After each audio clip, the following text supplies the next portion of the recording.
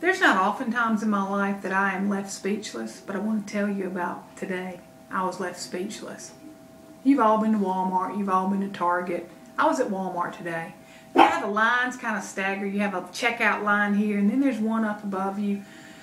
Well, I was in the one back here, and I was getting my stuff out and putting it on the conveyor, waiting for the lady in front of me to check out. I noticed right up above me, there was this gentleman that had one of these back braces on. It started down here, rested on his shoulders, it went up.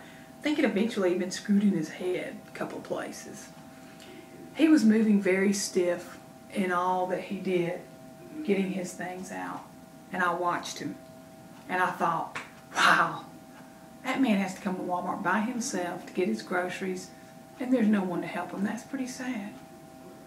I got a few more of my things out, and I watched him, and he was so independent, I thought, that man can come to Walmart by himself and not depend on anyone to help him. I kind of admired him.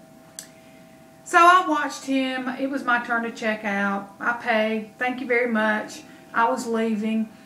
And I zoomed my buggy around, ready to go out, and there he is. Clearly looking for something. Checking his pockets in his shirt, his jacket, his pants. Looking around as best he could in the way that he was moving.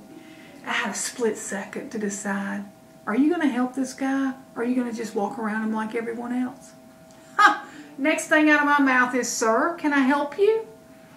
He says, I cannot find my keys, and I thought I had them out to prevent this from happening.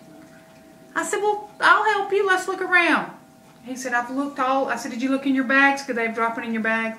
He said, I have looked everywhere. I turn and I look behind us on the floor. There's no keys. I said, I tell you what, I'll go back to the register and see if you happen to leave them laying there. He said, thank you so much. That's so sweet. So I leave my buggy. I turn to go, and right as I take a step or two, he moves the bag in the top of his buggy, and we hear a jingle. We both look at each other and smile. I said, you found them, didn't you? He goes, I sure did. And you know, honey, I believe I'd lose my head if it wasn't screwed on.